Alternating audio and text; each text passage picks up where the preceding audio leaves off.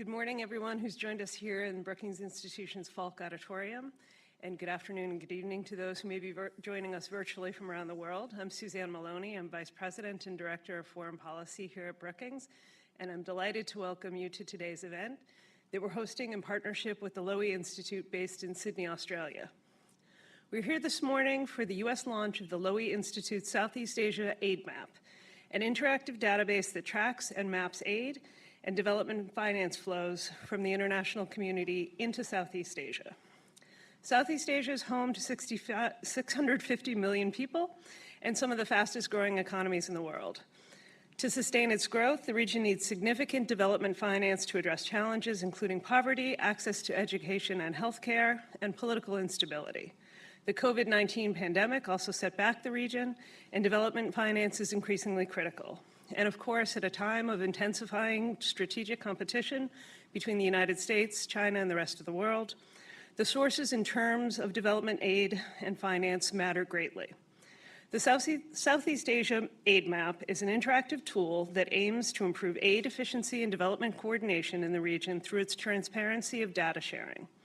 Users can view comprehensive data on a country's largest development partners and finance flows to different sectors, among other data. To discuss the database in further detail and give us a little demonstration, project co-lead Alexandre Dayant will provide a brief presentation followed by a panel discussion that will consider the geopolitical competition surrounding development finance across the region.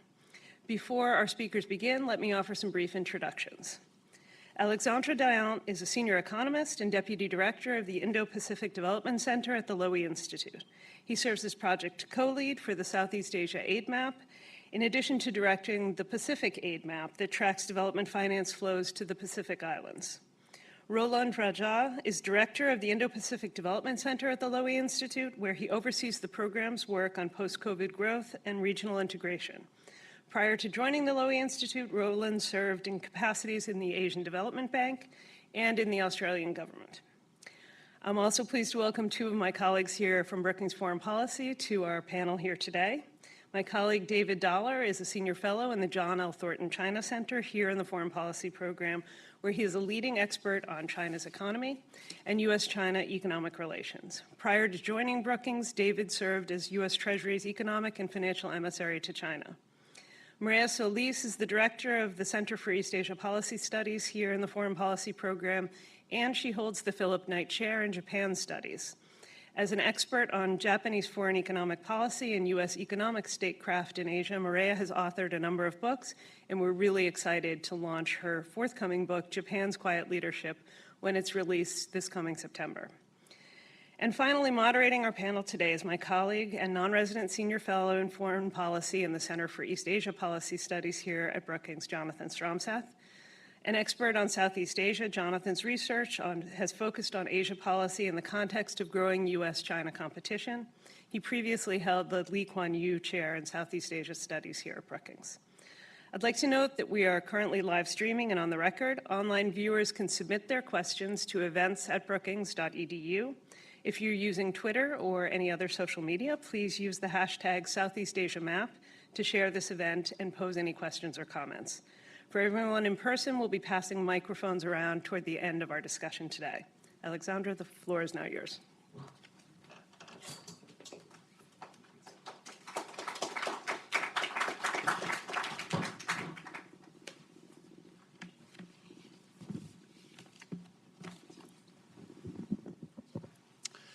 Well, good morning, everyone.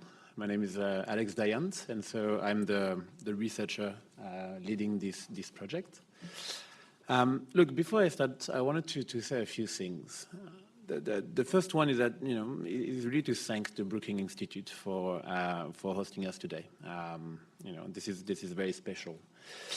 At the Lowy Institute, we're very proud of considering ourselves as, the leading foreign policy think tank in Australia. I mean, at least this is what we like to tell ourselves. But sometimes we actually do feel a bit far away from the action. So being here is really a validation that the work that we do is actually important. And actually seeing you here today is also very validating. So thank you very much for coming here and taking a bit of time, really. Look, and mostly thank you to Suzanne, to Jonathan, and to the Brookings Institute for inviting us. It really matters to us. So look, today really marks the culmination of 2 years of hard work by my team and I. So I mean, Roland, but also some colleagues that stayed behind in Australia, where we tried to uncover the size and the role of development finance in Southeast Asia. And so today we're very pleased to be able to share with you the results of, like our hard work and hard labor. And so look, I'm going to organize my presentation in 3 parts. In the first part, I'm going to basically tell you a little bit of the process to build this aid map, how we gather the data and so forth. In the second part, I will show you a quick demonstration of the interactive. And then I will run you through some, a series of key findings. So first, how did we build the Southeast Asia aid map? So we have collected data on more than 100,000 projects from 2015 to today. And so for the traditional development partners, so what we call traditional partners are, Australia, the United States, the World Bank, France. I'm French. So for those traditional partners, we have source project information from 2 primary platforms. The first one is the OECD, so the Organization for Economic Cooperation and Development, where all development partners really are required to report their development projects. And there's another platform called the IATI, the International Aid and Transparency Initiative, that actually provides a much larger breadth of information on those projects. And we also obviously engage directly with the development partners themselves, so to get additional information and confirmation of the project that we had collected for. But for the non-traditional partners, so China, India, the UAE, Taiwan, it was a bit more complicated. As you can imagine, they don't always report the information on traditional platforms. And so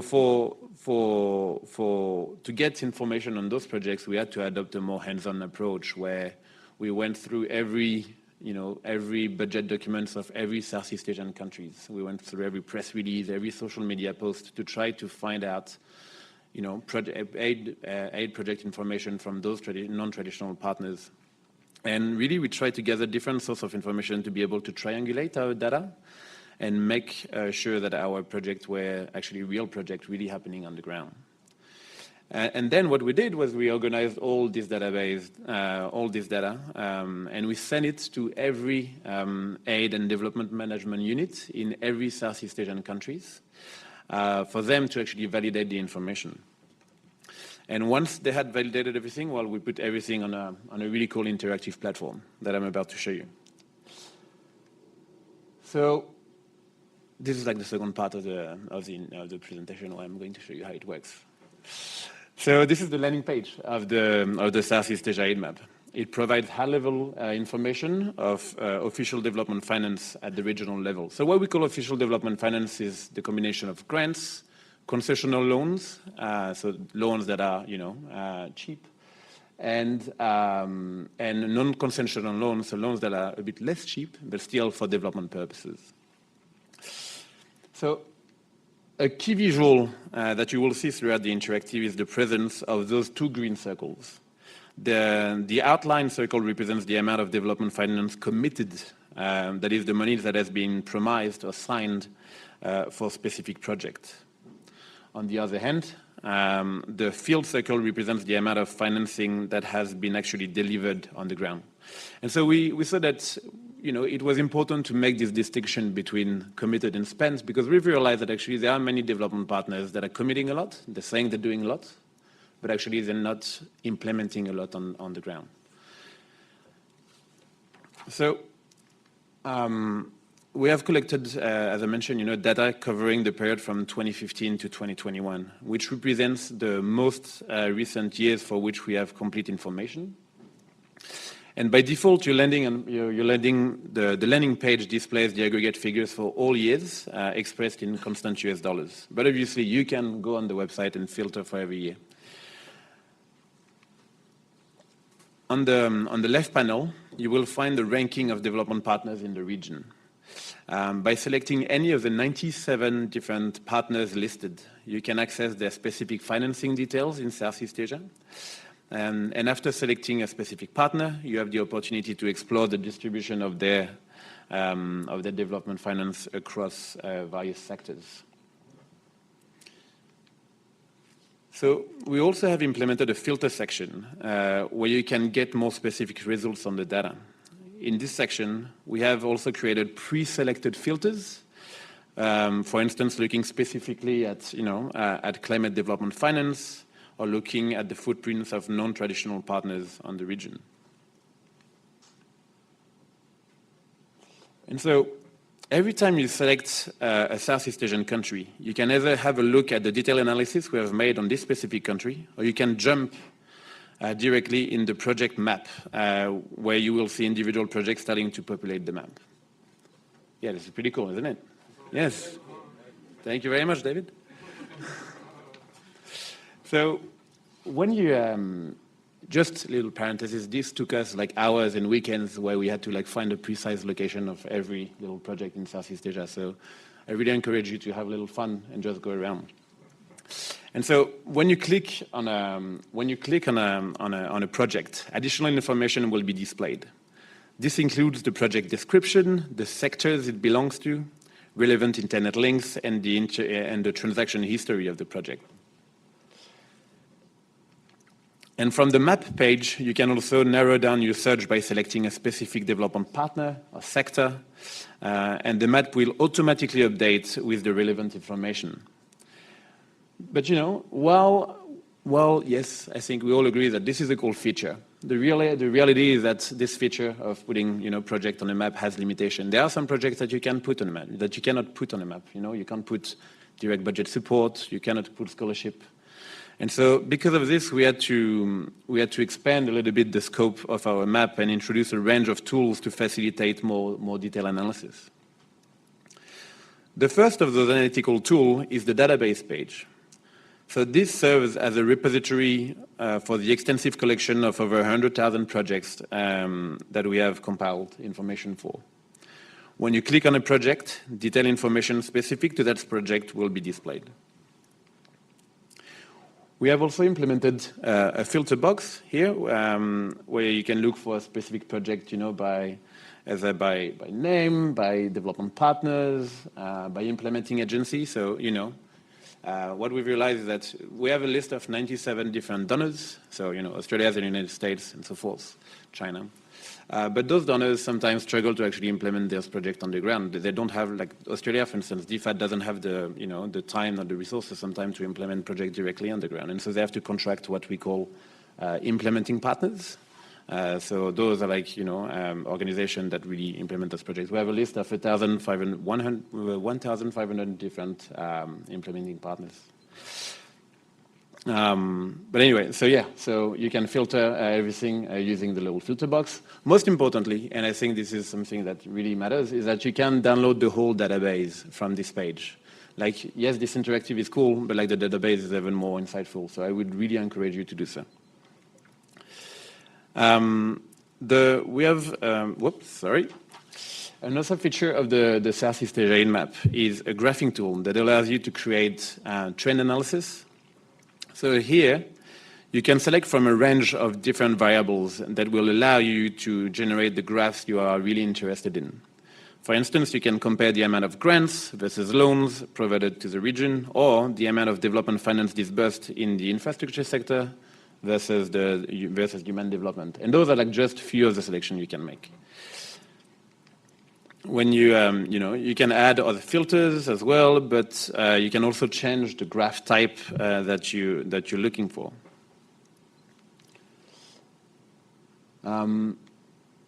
We have also implemented a tool that basically enables you to directly compare different development partners. For instance, you can easily compare what Australia's development finance. You can easily compare Australia's development finance with China in Southeast Asia.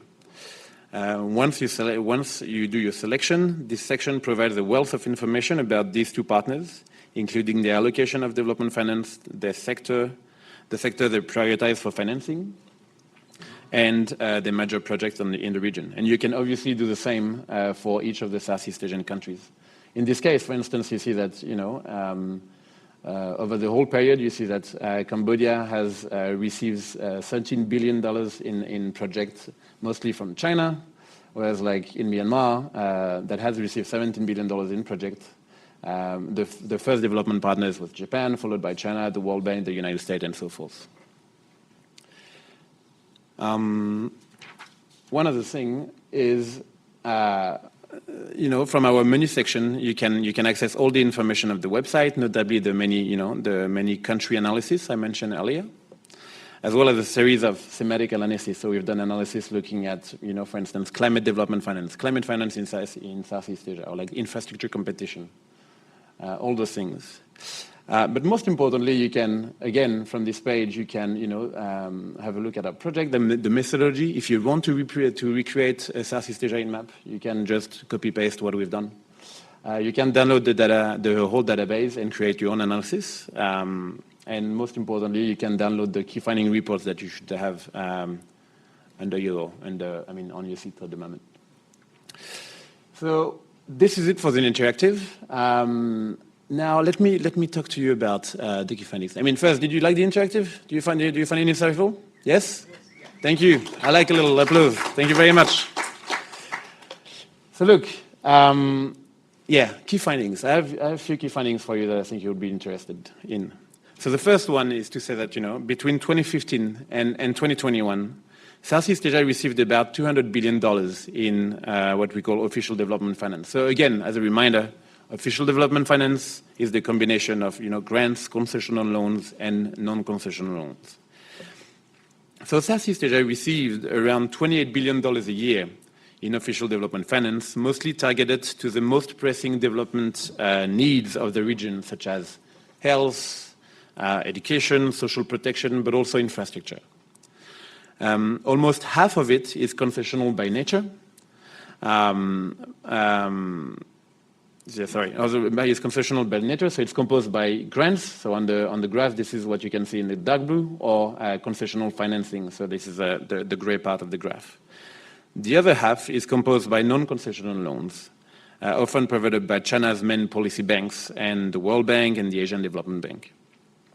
And in terms of trends, development financing has been decreasing over the years, mostly reflecting a diminution of ODF, or official development finance disbursed, in Indonesia and Vietnam, that together account for half of the development financing in the region. And so you see there's a peak in 2020, so the COVID-19 in 2020 and the reactivity of development partners led to a 55% increase in funding, where development finance reached a peak of $35 billion spent that year.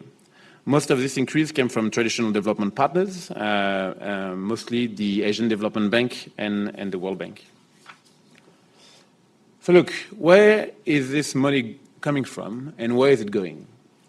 So as you can see on the left graph, that shows cumulative disbursement of development funding in Southeast Asia per partner. China is the largest development partner of the region, but not by far, actually. The Asian Development Bank and the World Bank just below are actually, they're just behind. And so Japan, we found that Japan is the largest bilateral traditional partner of the region. Something that I found interesting, and that you can still see on the graph, the yellow bar, is that, China focuses a lot on infrastructure, but actually doesn't. So infrastructure for us are, like big projects in telecommunication, transport, power, and water and sanitation. So China does a lot of this, but it actually doesn't do much in human development. So for us, human development accounts for education project, health project. The United States, sorry to tell you this, but the United States ranks 7. It's not the best ranking. You could do better. And the United States focuses a lot on health, but we'll discuss this a bit later. And don't worry, I'm saying the United States is not really on top. I'm French. We're not even in the ranking, so don't worry. And so where is this funding going to?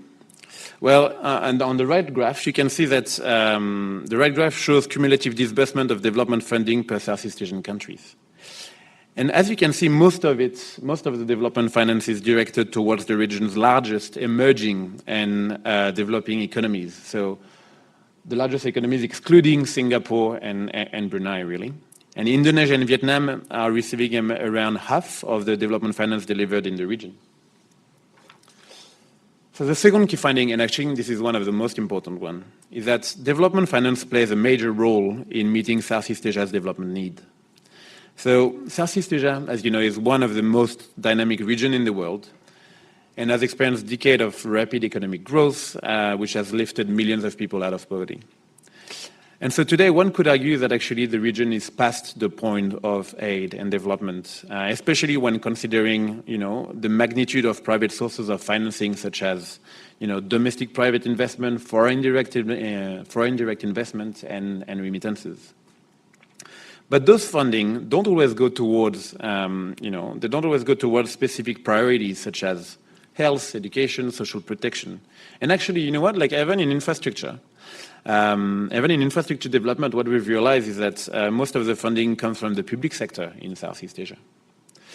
And so aid and development finance remains important for the region in filling those gaps that I just mentioned.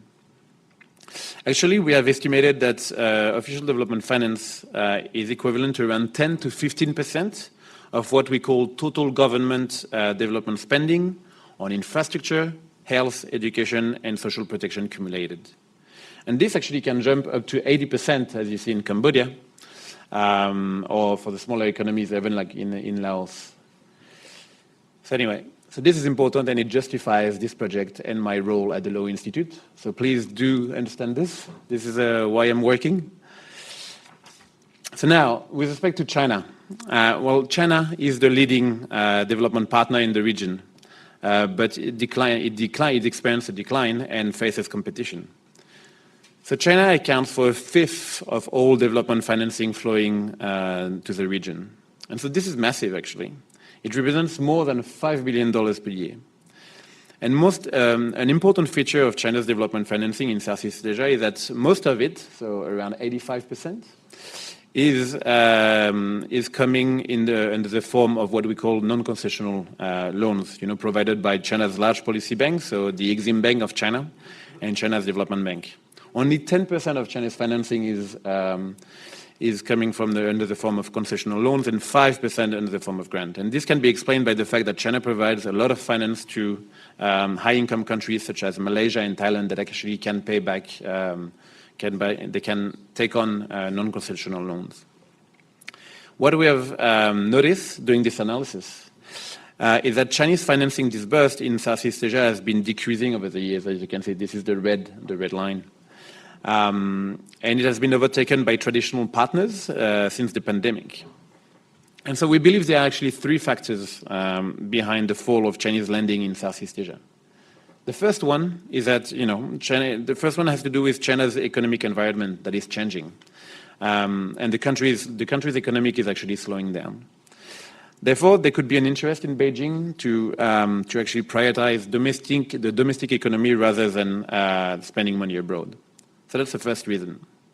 The second reason is that, our map shows that China has encountered difficulties in implementing mega projects, such as the $12 billion East Coast Rail Link in Malaysia, or the Jakarta to Bandung high-speed rail in Indonesia, which have faced issues with land acquisition.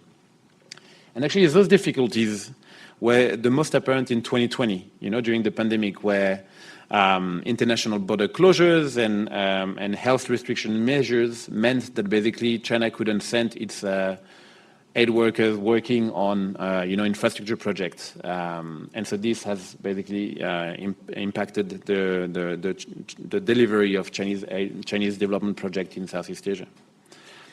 And third, the third factor for the decrease in Chinese financing in Southeast Asia is that we've realized that, globally, as actually in Southeast Asia, some borrowers have trouble making repayment on Chinese loans. In Laos, for instance, the government has already asked China to defer its repayment, twice actually. China has agreed, but we're not sure for how long. So it also means that basically in China, the Chinese policy banks are becoming more cautious when providing loans to the region. And so the decrease of Chinese overall disbursement in the region means that Beijing is facing high competition in the infrastructure sector. So another key finding is that infrastructure is where the real competition is in Southeast Asia's development financing. So, as I mentioned before, in this analysis, what we consider infrastructure infrastructure is composed by 4 main sectors: so communication, water and sanitation, transport, and energy. And so infrastructure accounts for around 40% of the total development finance spent in Southeast Asia, or this is equivalent to around $11 billion per year. And so what we've realized is that China is the leading infrastructure financier, with around 39% of the infrastructure development financing delivered. But what we have realized is that China is far from being the dominant player in each of the subsectors I mentioned. So as you can see on this graph on the left, that represents the share of development finance spent by sector, China only dominates in the energy sector at the bottom. China is represented by the red line. But when you look at transport, for instance, actually China is not the leading partner. This is mostly Japan that provides, the most development finance in this sector. In communication, you see that on top. In communication, you see that actually China is on par with Korea in Southeast Asia. China only plays a minimal role in water and sanitation, which reflects, the fact that China focuses a lot on economic rather than social infrastructure. You agree, David? Yes, so far so good. On the other hand, when you remember at the beginning of the presentation, I told you that we're making this distinction between the money that is being spent and the money that is being committed. And so what we've realized is, in terms of commitment, what we've realized is that this provides a really different picture. Except in water and sanitation, when actually China doesn't still do much. China is basically China dominates the signing of new infrastructure deals in Southeast Asia. China's infrastructure development finance commitment averaged around $12 billion per year between 2015 and 2021. That's 3 times that of Japan, the next larger infrastructure partner, and more than actually half of the total infrastructure commitment in Southeast Asia. And so, when looking at the overall picture, not just infrastructure, but all the sectors combined in terms of development finance, the situation actually remains the same, as you can see on the left. China has committed much more than any other development partners in the region, but it has only implemented 39% of its project. So this is the lowest implementation rate among top development partners. So to calculate this implementation rate, we just basically divide the amount of money that China has disbursed on the amount that it has committed. And you can see on the graph on the left that, China, yes, commits by far the most, but actually, it has the largest gap between commitment and disbursement.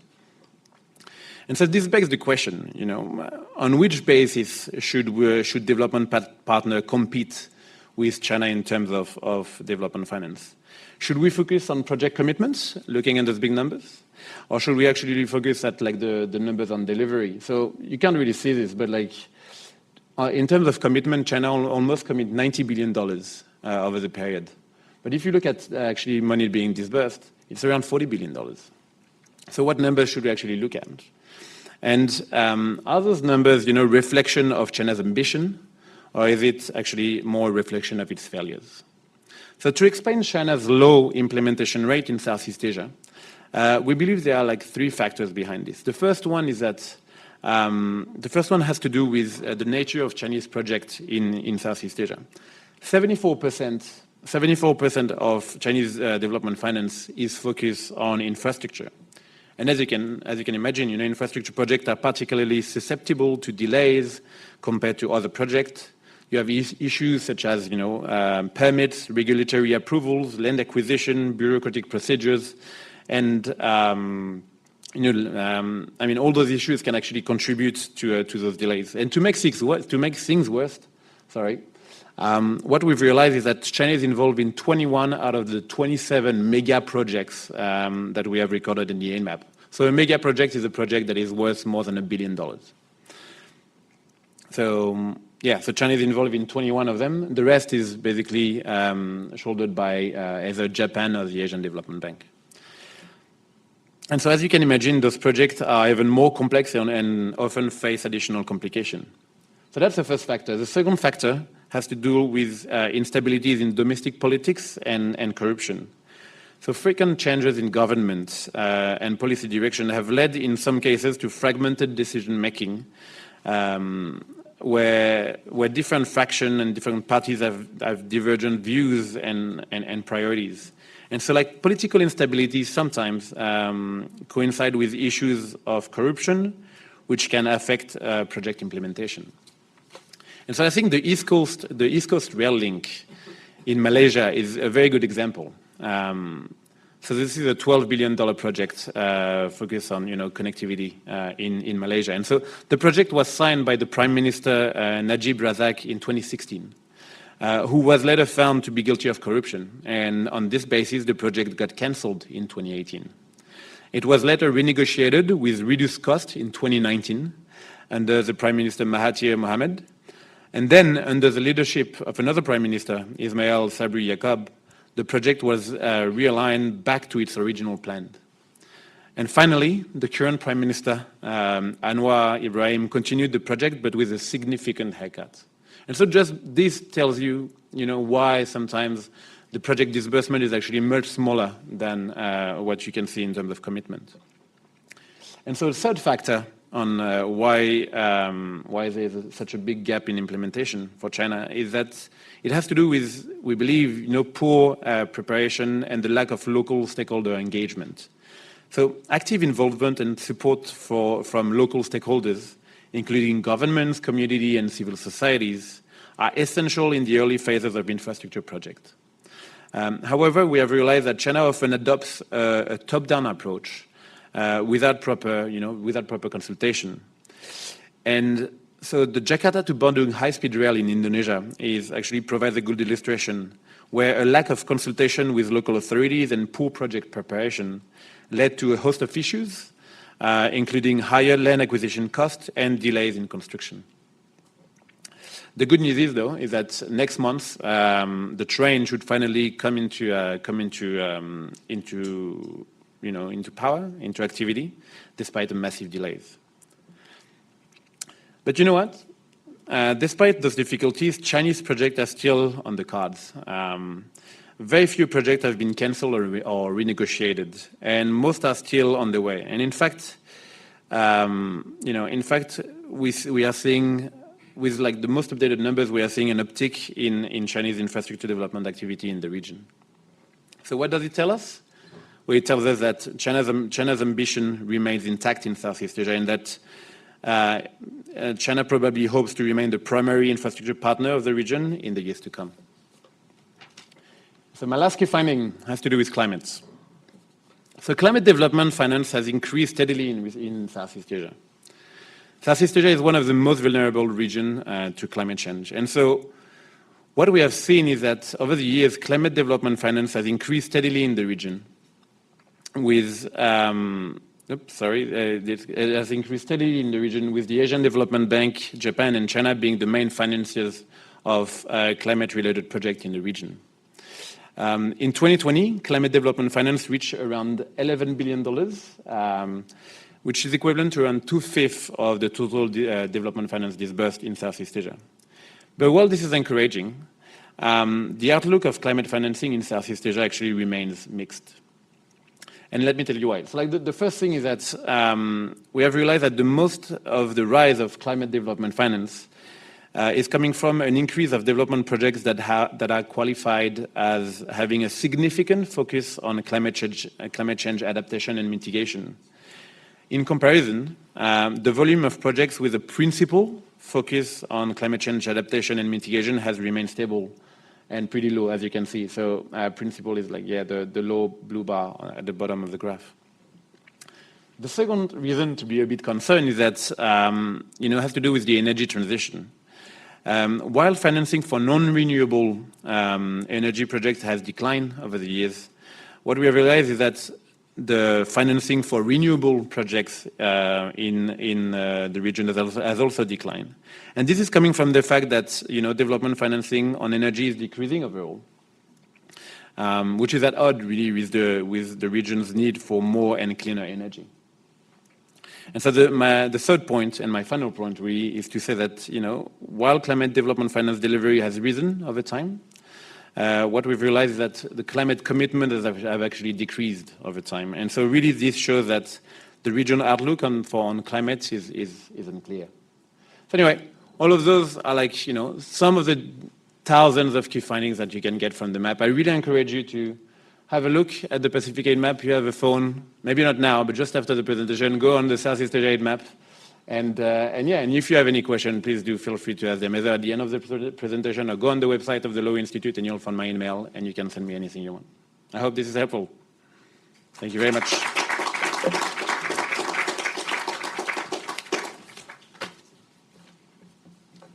All right, please, to join me. Fantastic. Can you sit here? Yeah. Very nice. Good job. Okay.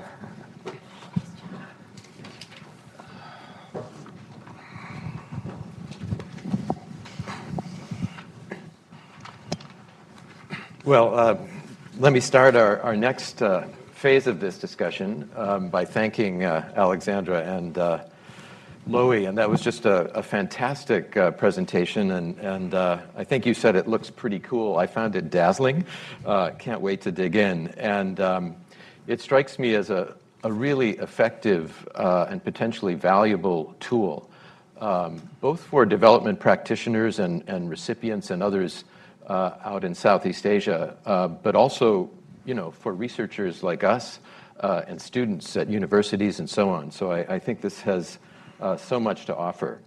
I also found the takeaways very important and intriguing. A little concerned, though, about the final one on climate, which I'd like to come back to toward the end of our discussion. But let me first turn to our expert panel and get their general reactions to the aid map and the principal findings. David, any big thoughts, initial thoughts? I think it's great stuff, so I really appreciate that. Great to put this kind of data out there. Three things jumped out at me, and they were covered in the presentation, but let me just emphasize. So China is the largest provider of development finance to Southeast Asian countries, but I actually think that's slightly misleading because the World Bank, the Asian Development Bank, Japan, all have very similar procedures. They work closely together. They do a lot of co-financing. If you take those three big traditional financiers, they have more than twice as much finance to Southeast Asia. And this is particularly strong in the three most populous countries, Indonesia, Philippines, Vietnam. So I was kind of struck at how small China's role actually seemed to be in the big developing countries in Southeast Asia, but still very significant. I also thought, second point was that I thought the point about the difference between disbursements and commitments was really interesting. I worked in the World Bank for 20 years. If I'd had a 39% disbursement rate, I would have been fired. So I think that's real. It can be explained a little bit by China's concentration in infrastructure, where infrastructure has an S-shaped spending pattern. You start out very slowly as you're doing land acquisition and various things, and then there's this ramp up of very intense construction activity, and then things taper off with a little bit of fine tuning at the end. But I think I find it convincing that in this case, it really does seem that this is an indication that at least some Chinese projects are poorly prepared. I don't want to defend the traditional institutions too much. They can make mistakes, but the basic idea is that you do not commit money at the World Bank to a project until it's been properly appraised, and that includes an environmental assessment, a social assessment, economic analysis. And when things go well, you approve the project, that's the commitment, and then it moves pretty quickly because all that preparation has been done. And the fact that you see this lag in the Chinese project suggests that in many cases there hasn't been careful preparation. There hasn't been a thorough environmental assessment or consultation with the community, what we call the social assessment. So hopefully this will be a learning experience, because I think China basically wants to make these projects work, but they probably need to do more in terms of encouraging the preparation. And then I'll just echo Jonathan's point that it's nice that there's less financing for carbon-fired energy, but it's disturbing that there's not an increase in financing of renewable energy, where it seems there's great potential in solar and wind in Southeast Asia. So that was a little bit surprising. So those are my three kind of top-tier takeaways. Thanks, David. Mireya, your thoughts? Thank you very much. First of all, congratulations. That's really an impressive effort, and I think that it's going to open so many opportunities for empirically based sound research. Especially, I feel that this is an area where there's been a lot of hype, a lot of heat, and not a lot of light. So having these, carefully put together data sets is going to be incredibly important. I was just asking Roland, how large is your team, Alex? Because I thought this would require an army of people, but I understand that it's not that large, so even more impressive. So kudos for that. I also think that the online tools are very user-friendly, and I think we got a taste of that in the demonstration. And what I liked as well is that it's comprehensive, but it's also crisp. And you're able to extract a lot of really important insights just from your presentation and spending some time with a data set. Now, what jumped at me in terms of the highlights, in terms of the insights that have been already touched here, but I would like to emphasize again, one is the importance of official development finance for Southeast Asian countries. And I like very much when you compare it to how much these governments are spending on development themselves and then the share that comes from these development partners. I also felt that the point about counter-cyclical financing, who steps up or doesn't during the COVID-19 crisis is very important because it speaks to reliability and it speaks to coming through at a time when the region needs it the most. I think we're going to spend a lot of time about this dimension of spent money versus committed money. I feel there's a tension in the presentation that I'm not sure we're going to get to resolve today, but it's about interpretation. Whether it's about ambition or whether it's about sloppiness in planning, preparation, and so forth. And that tells a very different picture. It probably is a mixture of both, but I think that your audience and everybody who approaches this data set is going to come with that curiosity as to what story can we capture from here. So one where China is indeed putting a lot of money and will shape the region's future, or where China is talking the big talk, but not coming through in very important projects. So I'm just thinking of some of the interest that this would gather.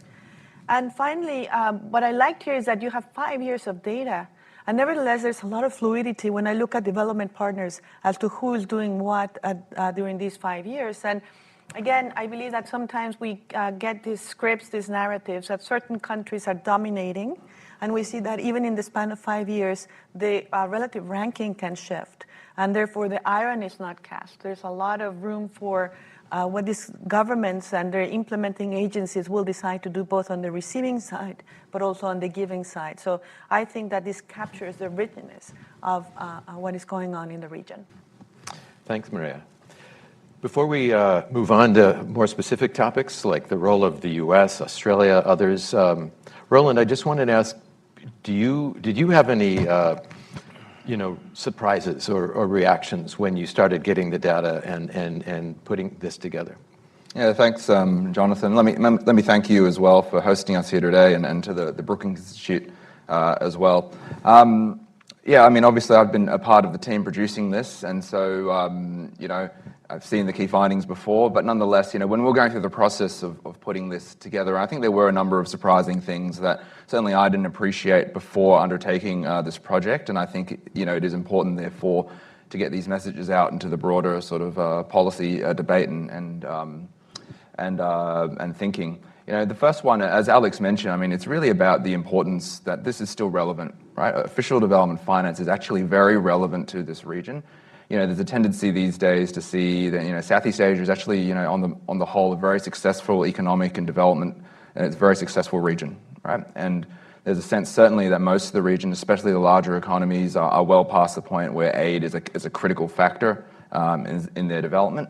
But nonetheless, as we show here, if you broaden out the lens to look at a wider range of development financing instruments, right? These are still amounts of money that are flowing to the region through official channels, right? Not through market-based channels. Then there's actually quite a lot of funds flowing, and it may no longer be the case where countries like Indonesia or Vietnam or Philippines are dependent on this kind of things, but it is still very material. So we're calculating 10 to 15% of their what we call government development-related spending, especially on infrastructure. I think that also goes to why this plays into so many conversations. Why is it important to their development?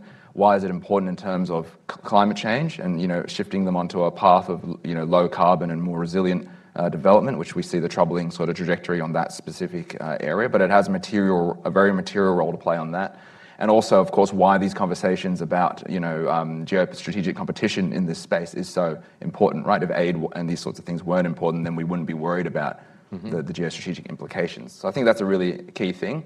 The other thing that jumps out, and I think David sort of touched on this, is just the importance of the multilateral development banks, right? They are not small. So China may be the biggest, $5 billion a year on average. ADB, $4.5 billion a year on average. The World Bank, $4 billion. These are very large amounts, and ADB in particular has significantly overtaken China in recent years thanks to its counter-cyclical role.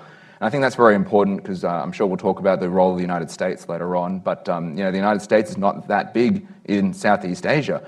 But if you think about the role that the US and others play through the multilateral development banks, then this is actually a really critical role, and that's how the West and traditional partners are playing a big function in the region. And the final point is that it really matters what kind of instruments you're using. That's an important sort of question when it comes to the US. You've shifted to having the DFC, but also for, say, a country like Australia as well. We're a smaller player. How do we achieve the kind of scale that we need to make a difference? Right. Well, thank you, Roland. And I think that's an excellent segue into the next topic on my list, which is the role of the United States as a development player in Southeast Asia. And I thought, Alex, maybe we could turn to you first. If you could take a little bit of a deeper dive beyond your presentation and help crystallize, what is the U.S. role right now? How would you characterize it? Yeah. Well, thank you, Jonathan. As I mentioned at the beginning of the presentation, when we saw the ranking of development partners, the U.S. ranked 7, out of 97 partners involved in Southeast Asia. So this is not bad. And for us, we consider the United States as what we call a mid-sized development partner. The U.S. has over the whole period has disbursed around $8 billion a year. $8 billion, which represents around 4% of the total development finance spent in the region. One key aspect of the U.S. financing is that the U.S. is the largest grant provider to Southeast Asia. You remember we're making the distinction between grants and loans? The U.S. is the largest grant provider in Southeast Asia before Japan and before Australia. And in a way, you could argue that that makes the U.S. the most generous country in the world in Southeast Asia, or in Southeast Asia at least. Another thing we've realized with the U.S. is that actually the U.S. focuses a lot on health. I think it's around 30% of the U.S. development program that goes to health projects in Southeast Asia. And when you look at the health sector by itself, the U.S. is actually the first bilateral partner involved in health projects. Mm-hmm. The first overall development partners in Southeast Asia on health is the Global Fund to fight AIDS and tuberculosis and so forth. And it's interesting because the U.S. is the main funder of the Global Fund. Yeah. So you're doing a great job on health. Please do continue to do this. This is great. And there's also a big focus on governance, where we've seen the United States trying to make the public institution of the region stronger, better. And we've also seen, interestingly, some projects that are focusing on the promotion of democracy, for instance, in Southeast Asia. So this is really what I think I found extracting as much data as I could on the U.S. Thanks for that crystallization of the U.S. role and the findings from your your initiative here. And, you know, it strikes me, one thing I often hear in this town is the U.S. shouldn't try to compete with China. It shouldn't try to compete with the Belt and Road Initiative or BRI. And it should focus on what it does best. And, you know, as you've said, it's health, I think also education, good governance, these kinds of things. So it seems to be doing that. But is it enough? And let me just, you know, why don't I turn to my Brookings colleagues and perhaps start with Mireya. And what is your assessment of the U.S. role? And vis-a-vis China, Japan, how much of the U.S. role is perhaps hidden in their contributions to the substantial role that you and Roland have pointed out about the multilateral development banks, for instance? Well, I'm local, so I'm going to be a little bit more critical of the U.S. I mean, it's very positive, all these grant programs and the focus on these development needs, education, health, all of that. That's wonderful. I'm going to base my remarks mostly about what I see as the geopolitical competition in the sphere of infrastructure finance, where the United States is not doing great, but it's criticizing China very actively. So I think that allows us to then look at the U.S. record in this sphere. And there's been some positive change, the launch of the Development Finance Corporation with something like $60 billion. That's certainly very positive. Then the development of new partnerships with Australia, with Japan, that's certainly good. But when you look at, you know, what the United States track record is, and the numbers of your data say tell you that in infrastructure finance, it's not very much.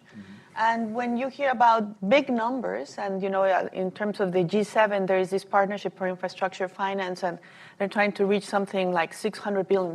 Well, that does catch your eye. But the big numbers are possible because the United States is talking mostly about catalyzing private investment and creating alliances with other development finance institutions, which are great objectives, but very difficult to materialize. And we've heard about catalyzing private investment for high-risk projects in infrastructure in developing countries. It's not easy. That's why it hasn't happened faster. And, you know, this experience of creating an alliance between development finance institutions, again, not easy because the way they evaluate projects, the way they move with this, everyone has their own procedure. So, for example, the Australia-Japan U.S. Partnership, I think they had this undersea cable project, very positive. And then a few years later, they have a new one on telecommunication. But it's not like you see a rain of projects, right? So we have to, therefore, be mindful of that. And I'll end up with this. The U.S. has big ambitions in the Indo-Pacific, and we play a very large, important security role. But when it comes to economic engagement, we're still lacking. And we know that trade agreements, trade negotiations are now almost taboo here. So this should be an area where there perhaps should be more ambition. And in my mind, at the end of the day, when you're talking about the actions of bilateral donors, you're going to have funds committed. And we should be speaking about larger individual funds from the United States for infrastructure finance for it to be a larger player in this field. Thanks, Mireya. David, your thoughts on this topic? So I completely agree with Mireya about the U.S. getting back into big trade agreements. So I won't beat that horse, but I totally agree. As far as the U.S. role in financing development and infrastructure, in particular in Southeast Asia, I'm comfortable with the U.S. mainly doing this through the World Bank and the Asian Development Bank. U.S. is the largest shareholder in the World Bank, and then it's co-equal with Japan in the Asian Development Bank. And so my complaint is the U.S. has been an obstacle to increasing the capital base of these institutions. And both of them have essentially two windows. They have very, very concessional lending, literally 30 to 40 years, no interest, 10-year grace. That's the so-called IDA, International Development Association. That's subsidized by rich country contributions. Almost no IDA is going to Southeast Asia at this point. The institutions dominated by the U.S., they're very quick to declare success. Vietnam was getting a lot of this concessional financing and then did well for a few years, and then they took away the concessional financing. So I think we're a little bit too quick to declare victory where we see some progress. And then there's the so-called non-concessional part of what the World Bank and the ADB are doing. we should be a little bit careful with these words, because that lending, that's what I managed when I was country director for China. I don't remember the exact terms, but it's something like 20 years, a slightly higher than LIBOR interest rate, So officially not concessional, but on the other hand, the country like Vietnam, which now borrows a lot of that money, they can't get that from the private market. They go out to the private market, they get a 5-year bond at a higher interest rate, no grace period, basically, or maybe 10 years if they're lucky. But, emerging economies are not going out and floating 20-year bonds by and large. So officially not concessional, but still actually pretty attractive compared to other options. But in order to expand that aggressively, that you would have to increase the capital base of these institutions. And if you do it in a fair way, you will be increasing the weight of China and the developing world more generally. And the US, the Congress in particular, is resistant to increasing the weight of China and the other emerging markets. And we're talking quite a bit about competition between the US and China, but actually China's a pretty solid player in those institutions. It contributed $1 billion to the last IDA replenishment, which makes it number 6, ahead of a couple of members of the G7. And it's, they buy World Bank bonds as part of their reserve holdings, as an example, and so they're indirectly contributing to the non-concessional part. So, I think we could do a lot more to expand those existing institutions, and in doing that, we would naturally be pulling China and other important countries like India and emerging markets more generally. But we have a little bit of a blockage, and it's not just the United States. You've got the rich countries collectively essentially have a controlling power over these institutions. They're reluctant to give it up, and I think that's an important blockage. Thanks, David. Well, I think it's appropriate we started with the U.S. role, because here we are in Washington, D.C. On Think Tank Row. But this project comes out of Australia. And Roland, I was wondering if you could introduce us a little and talk further about Australia's role, an ally and like-minded partner of the U.S. What are the main contours, country-level efforts, synergy and cooperation with, other traditional partners like the U.S.? Yeah, thanks, Jonathan. I mean, I think in some ways you could, characterize Australia's role in the region somewhat similar to the United States at a certain level. I think the United States is the 7th largest development partner, where Australia is the 8th largest development partner. We, for the most part, operate entirely through grants as well, similar to the United States. The result of that is that we do end up focusing a lot on similar areas as well, in terms of health and education, in terms of governance and civil society. And then conversely, we don't end up having a lot of funds and scale in the infrastructure space as well. So it's kind of similar in that sense. Australia is obviously a much smaller economy than the United States, but Southeast Asia is right next to us and a key sort of region for us strategically. And so we obviously concentrate our resources in that part of the world. And so we're not too far behind the United States in terms of the overall scale of what we do in the region. I think one of the key debates in Australia is, what are we trying to do in Southeast Asia on the development front, in terms of, are we about, at the moment, we are on this side of the spectrum, are we about remaining sort of mid-sized, relatively small, trying to be nimble, trying to be responsive, trying to use a lot of technical assistance and policy engagement, trying to leverage and catalyze systemic change, particularly in the larger economies where, they've got a lot of their own domestic revenues and so on and so forth. And that's seen as the way to operate in what are fairly large and very successful anywhere in the world, compared to anywhere else in the world, middle-income countries, right? These are very successful countries. They're on the right kind of trajectory, for the most part. Not all of them, but certainly the larger ones. So should that be the strategy? Or should Australia actually be thinking about trying to have at least some scale?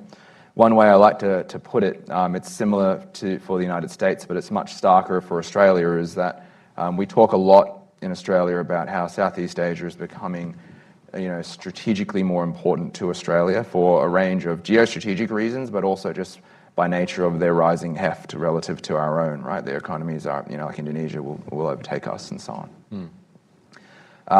Okay, so they're becoming structurally more important to Australia. At the same time, conversely, we are becoming structurally less important to them at a time when we want to have more influence.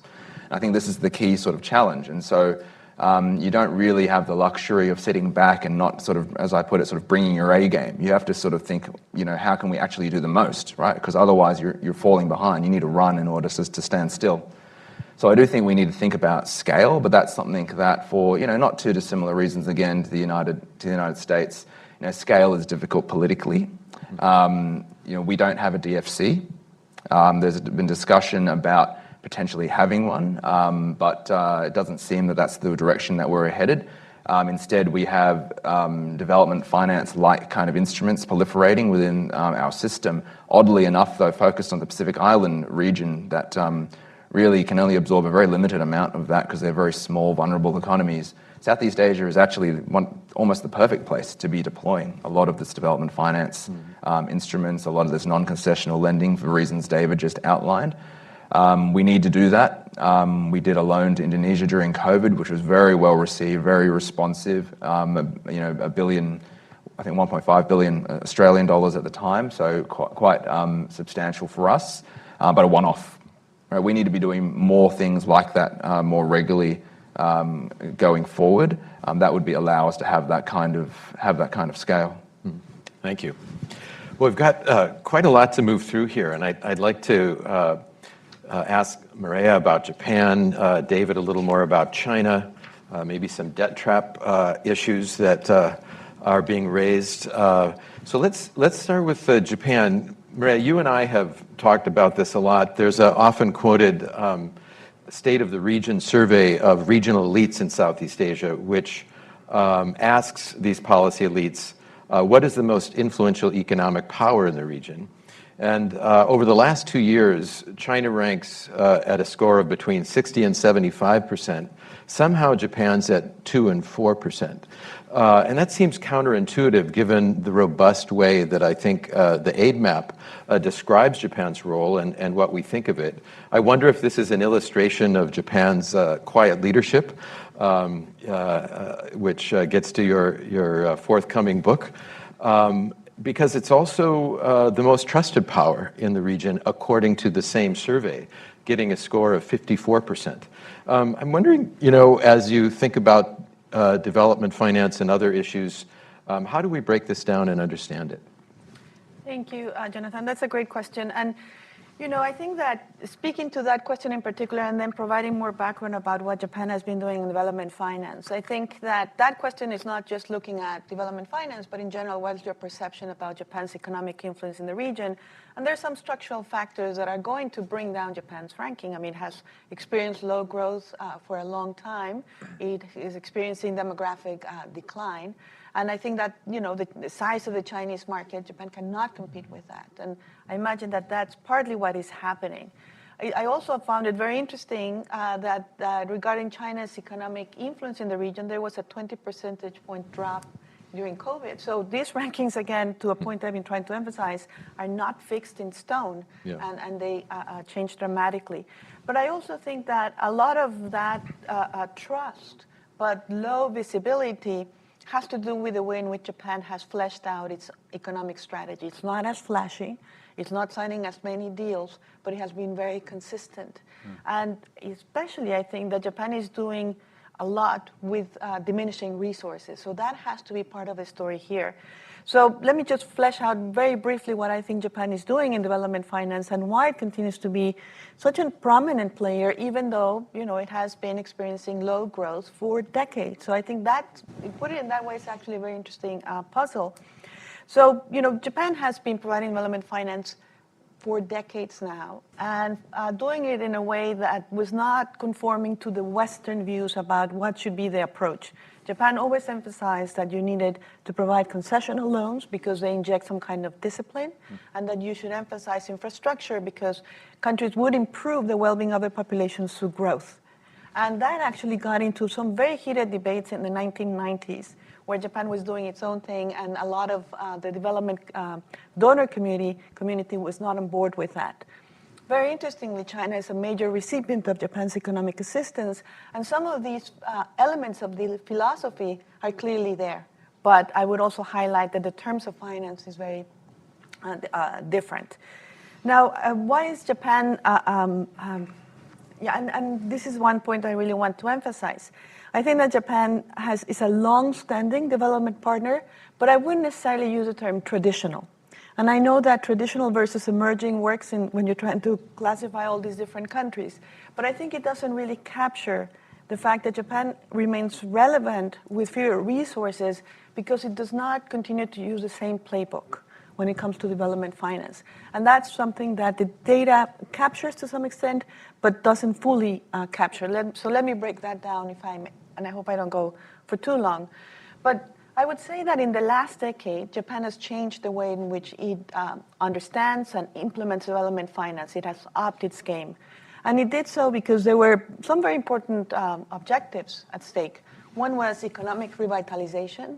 So when Prime Minister Abe came back into office, there was a huge effort towards infrastructural exports and government business cooperation to try to, again, make Japan competitive in that field. Then China came knocking down the door, launching its Belt and Road Initiative, and therefore Japan's conventional spot in the region as a major source of development finance for infrastructure was now up for grabs. And I think that that clearly generated a lot of competitive pressure in Japan. And it was the first time that Japan felt compelled to articulate its identity as a development financier. And it came up with this quality infrastructure brand. Now, the brand doesn't seem to do so well in those rankings, but nevertheless, it makes an imprint. It leaves a mark in the way in which Japan then fleshes out its projects. And it might not be as famous, but it's not as infamous as China. Let me put it in those terms. And what Japan has emphasized in this quality infrastructure is debt sustainability, which is very present for all of us today, transparency in the operations, and fit to the long-term development strategy. And therefore, it means that Japan approaches these projects differently. And last but not least, there was a connection for the first time of development finance to Japan's foreign policy, grand strategy, and a very, very proactive engagement diplomatically vis-a-vis Southeast Asia. Japan's first version of the Quad did not take, and it didn't take partly because Southeast Asia was not very keen on it. And then Japan went back and then came up with a free and open Indo-Pacific. I'm not sure it completely persuaded Southeast Asia. We had a lot of conversations on that, Jonathan, but clearly the diplomatic energy was there. Now, I would say that a couple of points before I finish here. Why Japan remains relevant, even if it has declining resources. The ODA budgets of today were not what they were in the 1990s, so nevertheless, in terms of bilateral donors in Southeast Asia, is China and Japan, mostly or primarily. So some things that I would add that cannot be captured in an empirical data set is the range of institutional innovations in Japan's development finance. So Japan has revised the way in which its implementing agencies operate. Japan has changed now twice its development charter to emphasize Japan's strategic interest, and just last month to make Japan state more proactive with a new approach where Japan is not going to wait just for requests, but actually come up with ideas to its developing counterparts so that they can have more input on where they should be putting the effort. And also, for example, the Japan Bank for International Cooperation reforms so that they can undertake more risky projects. They can do equity investments. So these institutional qualitative changes, I think, explains why Japan is actually very relevant. My last point, Japan is also putting the money, and it's putting the money with very different, in very different terms. One of the very important messages of your database is Japan mostly operates with concessional loans and China with non-concessional loans. And then, therefore, this has huge consequences for the sustainability and the repayment burden. That Japan, if you look at the rate of completion in Japan, it's much higher than 39% that we saw there. And finally, that in the counter-cyclical effort on COVID-19, there was more coming from the ADB and from Japan, and China was stepping back at that moment. Thanks, Mireya. That was excellent. David, why don't we play off that 39% again, and let me pose squarely to you the question that emerges from one of the main findings of the aid map, which is this gap between implementation on the one hand, and is that an implication? Does it imply failure, or perhaps a potentially realizable ambition for the future? And how realizable is that also, given China's domestic economic challenges? Does that come into play? Okay, so I think we have to be a little bit careful interpreting that figure of disbursements versus commitments, but I've already cited it as probably some evidence that many Chinese finance projects are not well prepared. It is possible that some of it is just this overwhelming Chinese concentration in infrastructure. And I personally don't have a problem with that, because one thing that comes through clearly, you got a lot of different donors out there. So if you've got division of labor, if China's good at transport and energy projects and they're doing that, and the US is good at health, I don't have any problem with smart developing countries, picking and choosing among the different donors. So just the concentration in infrastructure might give you some of that difference, but it's really a very striking difference. And of course, with the database, I think we can actually go down to the sector level, and I'm pretty sure you're going to find that it's not just China's concentration in infrastructure sectors, that within particular infrastructure sectors, it's got a low disbursement rate. And as I said, I think that's evidence that in some cases, these projects are not well prepared. We actually know this. I mean, sometimes a high-level Chinese official goes to a country and they basically agree some kind of memorandum of understanding, and that we usually treat that as a commitment. Okay, China's going to provide X amount of financing for a rail. It hasn't been appraised, hasn't had economic analysis. They haven't acquired the land. They haven't done the environmental assessment. They haven't looked at what minority communities might be displaced. So it's easy to criticize the existing development banks as being a little bit cumbersome and overregulated. I can buy into that, But, the plus of that is that in general, the projects are the projects are prepared by the recipient country. They're appraised by the World Bank or the Asian Development Bank. And in general, that's a pretty careful appraisal process. And once that's done, if it's acceptable and then the board approves the loan, then it tends to move relatively quickly, recognizing that, that's different sector by sector. So I do think it is evidence. But as I intimated at one point, I think China generally wants these projects to work out. They want the countries to develop. They want to get repaid. And so I think to some extent this is a learning experience, and that hopefully we'll see an improvement in that kind of implementation in the future. Yeah. But some of it, last thing, Jonathan, some of it's just political, and you're more likely to get this with bilateral financiers. You agree at a prime minister level that we're going to fund this railway, and then there's political change in the country in question, and the next government doesn't want that particular railway. So, that basically, it may eventually get canceled. Some of these things are just going to get canceled along the way. And that happens a little bit with the multilateral development banks, but it's pretty rare to have a significant loan that doesn't go anywhere and then gets canceled. Yeah. David, I'm going to ask you a big question and ask you to answer it very concisely, because we're getting short on time and I want to get to the audience. Speaking of, repayment and so on, I think a couple months ago, the Associated Press issued a long report about a dozen countries across the world that are facing economic instability, even collapse, as they struggle to service and repay billions of dollars of loans from China, which kind of evokes the U.S. concern and even accusation that China is creating, debt traps through its BRI. And the one country among those dozen that is mentioned is Laos, in other words, the one country in Southeast Asia. And I'm just wondering, what's your take on this broader problem, and just a thought on Laos? Right, so I think the database provides really fantastic context for this, right? Because you've got a lot of Chinese financing going to countries like Indonesia, Malaysia, Thailand, These are all well-managed countries that have no particular debt problem. So probably the vast majority of Chinese money is going to countries that have good macro management, and there's not really any issue. But, important but, the IMF estimates that about half of kind of vulnerable low-income countries are at risk of debt distress, and China is the largest bilateral official creditor, and Laos is the one example in Southeast Asia.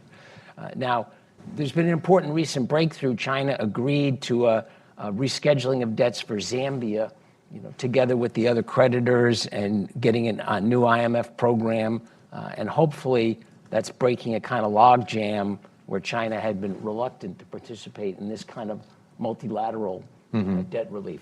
In the case of Laos, that's a near neighbor from China with very, very close ties, as you know. I think China will just not want to handle that in a multilateral context. They'll just want to reschedule those loans, but they're not going to make Laos go bankrupt. That's not in China's interest. Yeah. One last question for the group before we open it up. The finding at the end, Alex and Roland, that progress remains below what is needed to support resilient low-carbon development in terms of development finance. Alex, as you mentioned, Southeast Asia is a particularly vulnerable region, long coastlines. I think 3 of the top 6 most vulnerable cities to climate, global warming, sea level rise are in Southeast Asia, starting with Bangkok. And Vietnam is almost always mentioned as one of the top 5, I think, most vulnerable countries as a country itself. And there seems to be an interesting divide right now in this debate in the geopolitical competition about whether U.S.-China cooperation is helpful because these are the 2 largest and most well-resourced countries in the world. So that's the kind of traditional view, that there needs to be cooperation on this issue between the 2 biggest countries in the world for us to have impact. But there's an emerging view that actually competition is good because it produces a race to the top and stronger climate commitments at home and perhaps greater support abroad. I'm just wondering if anybody wants to take a quick stab at that debate and tell me where you come down. I throw it out. I'll go very quick stab. I mean, I think there is an opportunity for competition to be useful, race to the top, and force try and get the superpowers to compete on positive sum engagement. You see some of that. I think the Just Energy Transition Partnerships, the JETPs, which is the G7 plus a couple of Europeans, offering of clean energy finance to Indonesia and Vietnam in particular. That's a good example of that kind of thing, and that is something, if that can be made to work, might start to turn around this picture that we see in the Southeast Asia aid map. But I think it's not so easy. I think the Southeast Asia aid map also shows that actually rolling out this financing is really hard. Yeah. And therefore, will these JETPs be able to deliver? A big question mark there. I still think cooperation is actually super important on this front.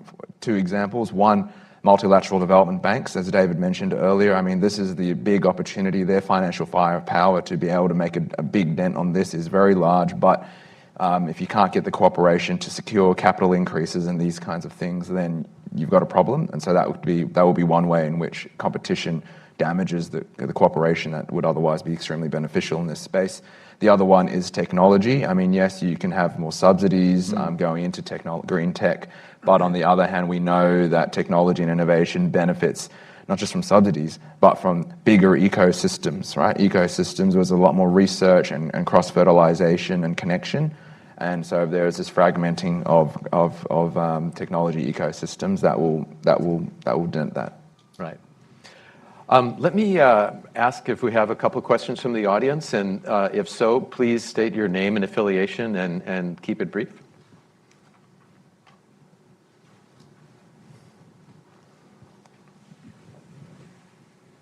Yes, thank you. I'm Alan Borges. I'm with the Asian Development Bank. And thank you very much for this really great tool and inspiring discussion.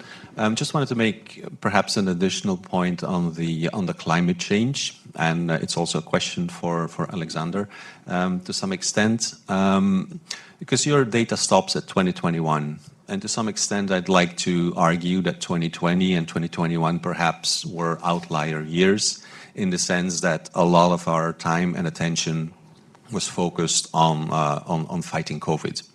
And currently, a lot of the discussion is now around climate change. And in multilateral development banks are ramping up really their support for climate change. ADB is a $100 billion target by 2030 on climate change. So I'd be very keen to see if you continue your research, which I hope you do, that you'll extend it into 2022, 2023, and perhaps you'll see a different picture there. Very small second point I wanted to make is also, and it's another suggestion for the research, is that you also might want to look at a slightly broader concept, because we're also rethinking on how we're supporting climate change. And it's not only through direct interventions from the multilateral banks, but also how we're mobilizing private sector finance. And so looking at a slightly broader concept might also give a different picture as to how climate change is supported. For example, in ADB, we have this energy transition mechanism where we're not necessarily putting our own money, but we're mobilizing private sector money to retire coal-fired power plants and to invest more in renewable energies. So again, their suggestion, and I hope you can continue this research to look into those things. Thank you. Any quick reactions? Yeah, quick. Well, 2 points. First on the research. So obviously, this research is not just it's not a snapshot in time. I mean, we want this to, we want it to update it every year. Obviously, if the FDB wants to support us, I would be very happy to as well. We're always looking for some funding. But no, yeah, more seriously, we are planning on, updating this research. Next year we'll get new data for 2022, 2023, and so forth. And the Pacific Aid Map is a good example of this. We launched it in 2018, and since then it has generated such a big attention, and it has been very useful to bring clarity on what's happening in the region. And we really hope the Southeast Asia Aid Map will bring this kind of attraction, interest. So that's the first thing on updating the data.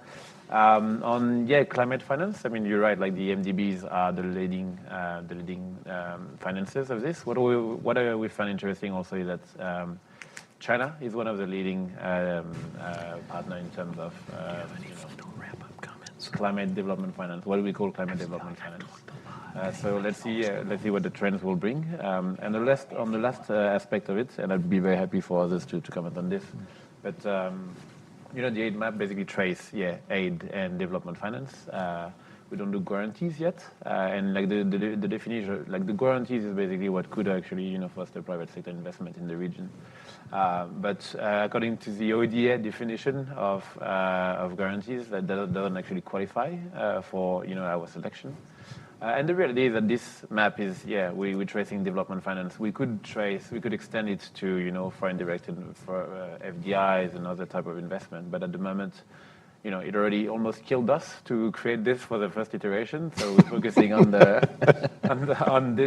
type of financing. But maybe in the future, who knows? Yeah. I think I'm going to take the chair's prerogative here, because there's one burning question I've been wanting to ask Roland and Alex, which is, what is the reaction from the region? And if I understand right, maybe a month or two ago, you had a rollout in Jakarta in Indonesia. And I was just wondering, kind of as our final question here, our final thoughts, are they seeing the value of the transparency, the utility of the aid map that you've created, or just what were their reactions generally? Well, great questions. Yeah, so so this is the third basically launch of the aid map that we are doing. The first one we did it in Canberra, in Australia. The second one in Jakarta, and the third one here. And so in Jakarta, obviously the reception was very, it was very welcome. Because we do bring transparency on a kind of on a sector that is sometimes a bit opaque. And the reality is that building an aid map is not very, very difficult by nature. It requires a lot of effort. And so I think this when we presented the tool, we did this big event at the Australian Embassy, and it was very well attended. I think the best reaction I had was we received was from the ASEAN ambassadors. Were all very pleased to see that ASEAN has a role to play. You know, like we get filtered by ASEAN on the map as well. Then like that was nice because the following day we went to the University of Indonesia and then specifically to a team that focuses on like macroeconomic policies. And we were there to present, and they say, well, look, we're already using this tool. You know, we're already using it, and we find it very interesting. So thank you very much. And then our last day, we went to the Ministry of Finance, and same thing. We presented the map, and there was, I remember, in the round table, there was this person whose job was to actually trace aid in Southeast Asia, ODA. And he looked at the map, and he was just going, oh my God, like we just need to do the same thing, you know, like give us the data and everything. So I think, you know, the reception was positive. But if I can very quickly just, you know, maybe predict what will happen in the future. Like so we've done this exercise, but for the Pacific. And I remember that in the Pacific, one of the few reactions that we've had was, you know, like from the Pacific countries themselves, they were saying, oh, look, this is great. I mean, we don't have the capacity ourselves to like trace all this information, so this is very helpful. The second type of reaction we had was actually from the Chinese government and Chinese official. When we, you know, introduced the aid map and showing them like what China was doing in the region, they were saying, well, thank you very much. We actually had no idea. You know, like we didn't know that China was investing that much in the region. We didn't know, and so like we were bringing this to the kind of transparency. And the last type of reaction, though, and I think this is like the most interesting, is that, as I said, you know, like we have the donors or the development partners, but we also have the implementing organization, and those can be like the Ministry of Finance, those can be the ASEAN, those can be, you know, like any type of organization that receives funding. And so in the Pacific, we went to visit some of those organizations, and sometimes they were a bit reticent because clearly, like, you know, transparency is a very good concept. But it's a very good concept as long as it doesn't really impact you too much. And so, you know, like those tools are as much for transparency of the information than, you know, than to create this kind of responsibility from the organization that receives those funding. So, yeah, I mean, overall, look, I think it's a great tool. And again, I recommend you to really have a look at it because we put a lot of effort, but we find it very interesting. Well, thanks. I think that's a very poignant way to end our discussion today. And again, I want to thank our friends from the Lowy Institute for coming to Washington, having their launch with us here at Brookings. We've had a nice partnership over time, especially on Southeast Asia. We're glad it's continuing with this, and will continue to continue into the future. Thanks, Roland. Thanks, Alex. And thanks for all of you for coming.